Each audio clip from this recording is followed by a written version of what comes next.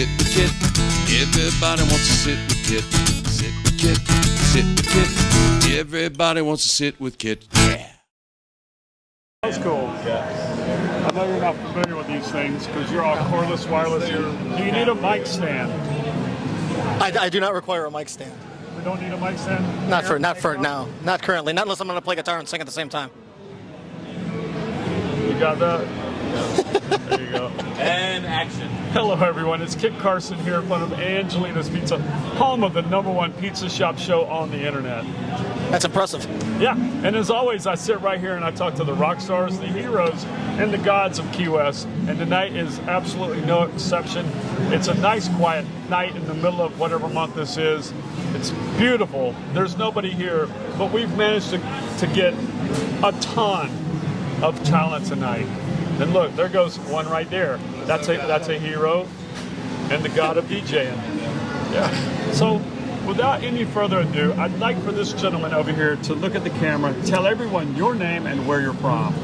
My name is Ron Gregorczyk, although most people down here call me Ronnie G. I am originally and grew up in the east side of Cleveland in a little town called Chardon, Ohio. East side of Cleveland. East side suburbs. Yeah. Or is that like this? I don't know. I just know that's the home of rock and roll. That's what they say. Well, that's what they say. And I was there in February. I remember that. Yeah, it was cold as... It's always cold. Here's the best way to describe the Cleveland weather. It rains constantly until it gets cold enough to snow. Yeah. And then it snows constantly until it's warm enough to rain. There you go. That's pretty much it. Beautiful. And maybe 10 sunny days all year spread out through 12 months.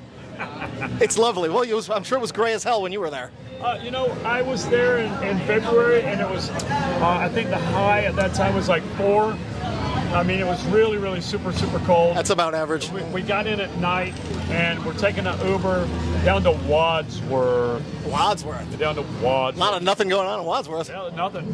And I remember telling the Uber driver, I said, we're from Key West, and we got a lot of sand, but you guys have sand everywhere. All these sand hills. And he goes, that's snow. Snow and or dirty road salt. Yeah, a few minutes later, I go, hey, man, there's some more sand. He goes, that's snow. And I just kept telling him it was sand. But anyway, so Cleveland it was for you. So what was what made you get into music? I mean, you know what? I was just thinking about this on my scooter ride to work tonight. There you go. It was, I was middle school, I guess. Yeah. And so it was the early 80s, mid 80s, whatever. Wow. Yeah. And MTV was kind of brand new, and they just started doing Headbangers Ball with Ricky Rackman, was that his name? Yeah. Hosted the show on Saturday nights. And it didn't start until like midnight or something crazy like that. So one of my friends from school was staying over, we're just watching MTV, and then all of a sudden Headbangers Ball came on. And it was Motley Crue, Looks That Kill. And I'm like, I don't know what the fuck this is, but this is what I want to do. Because prior to that, my whole record collection was like Cyndi Lauper, Duran Duran, Men at Work. The bullshit that was on the radio. Yeah. And this was before hair metal was even called hair metal. It was just like heavy metal from L.A. Right. So then the next day, I think I took my lawn mowing money and I went out and bought the first 2 Motley Crue records and Pyromania and Bark at the Moon. Wow. And then a couple years later, my aunt bought me a guitar for my 15th birthday. So then I just started working on all the Black Sabbath stuff and all the and all what that was stuff. the Black Sabbath? Was Bark at the Moon? Well, Bark at the Moon was one of the first heavy What hard was rock. one you said you bought? The first rock and roll hard rock records. You bought the first 2 Motley Crue ones, Too Fast for Love. Yeah. Shout at the Devil, and then Def Leppard, Pyromania, and Bark at the Moon. Then that exhausted my $20 or $25 that I had in my pocket. That's awesome. That's all pretty quality stuff right there. That still stands the test of time. I still love it. Pyromania was great. I mean, a lot of people hated it, but I was a Def Leppard fan. To me, Pyromania was always like the best of both worlds. It was still raw enough to sound like rock and roll, but polished enough to just sound amazing, and just really nice vocals and all that. Where Hysteria goes over everything after Pyromania, to me, is a little bit too polished. High and Dry is like an AC/DC record. Yeah, I mean, that was a really, really great AC/DC record. Yeah, that was fun. I mean, that was when I first got introduced to them, was High and Dry. I'm like, who the hell are these guys? Where'd they come from? But yeah, so that was your early influence. You were 15 when you got your first guitar. Correct. Wow. And other influences since then? Oh, of course, Eddie Van Halen's huge. Bugs Bunny's wearing a Van Halen T-shirt, if you can see that. go. Black Sabbath, obviously. Yeah, Randy Rhoads, any Ozzy Osbourne, Dio, all the 80s metal stuff, basically. They were some of the best. It was Queensryche, all that stuff. Just Iron Maiden, of course. Judas Priest. I'm a metal guy. Yeah, you are. I never realized just how metal you were. I mean, you play with the Dirtbags, and you got. We do our fair share of metal. Yeah, you do. But as we. So we also do Taylor Swift. So. Right. What can you do? Everybody does Taylor Swift, and I never. Most of Hollywood, anyhow. Well, she'll write a song about it. She writes them all about it. Well, and I keep saying, I love Alice Cooper, and I'm going to invite him to come sit with Kit right now. Alice, if you're I've heard that several times on your show. Yeah, and I always request from almost every entertainer in town to please play me Barry Manilow. I just can't get many people to play Barry Manilow. They'll play Taylor, but they won't play Barry. Well, maybe Matt Quinton will come back because he knows a ton of Barry Manilow. Oh, man. Well, yeah. That was the last person to play any. Yeah. That was a while back. Yeah. So that's pretty funny. Good reference there. Tim's going, who? I didn't hear a who. Matty Q, my boy Matty Q. Yeah. So what else you got? What's going on? What's new with the Dirtbags? Well, we actually finally finished our record a few months back. We haven't really told anybody. It's top secret. We don't want to sell any.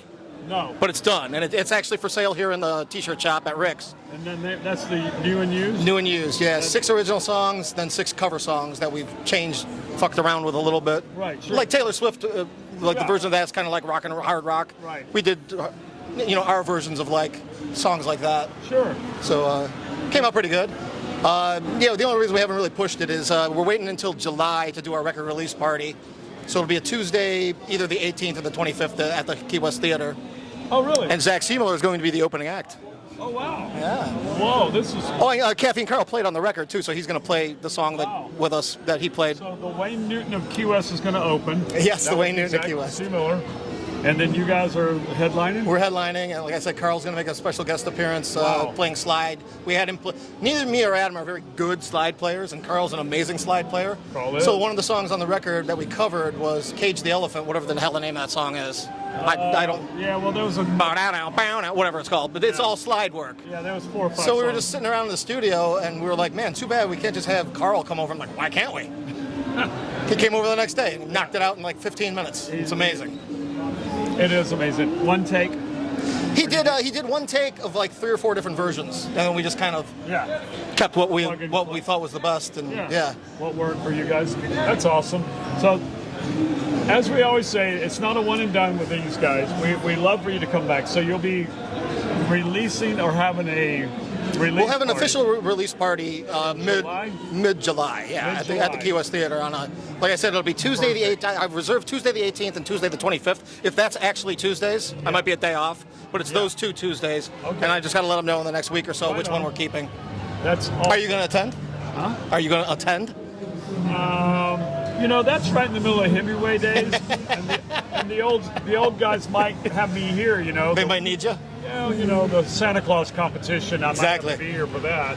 I mean, I'm not sure, but I'd love to. I'll buy a ticket regardless. Cool. Well, that helps. I'll support you with money. Oh, thank you, Kit. And then I might or might not show up. Money and pizza. Perfect. The after party. That'll work out. Oh yeah, we're gonna try and drag everybody back here for the after party. Are you really? Yeah. That'd be because that'll make everybody here happy, I think. So that'll make one particular person very, very happy. Initials. Mark Rossi. Mark Rossi. That rhymes with Mark Rossi. Yeah, got it. Okay, Mark, that's your shout out for tonight. Try to do one a week. Anyway, so I know that you're working tonight.